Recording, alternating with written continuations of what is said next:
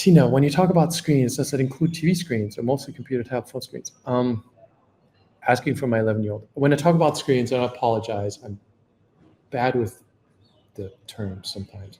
I'm talking about just the screen that is at less than an arm's length from you primarily. Like the computer screen is not awesome and is our primary distance. TV is fine. Like TV distance, if you're talking about couch to TV distance, it's pretty much okay. I just ordered a giant TV so I wouldn't watch movies on my laptop as we're in a different place here. TV distance is great. Computer distance is okay. Phone distance is no good.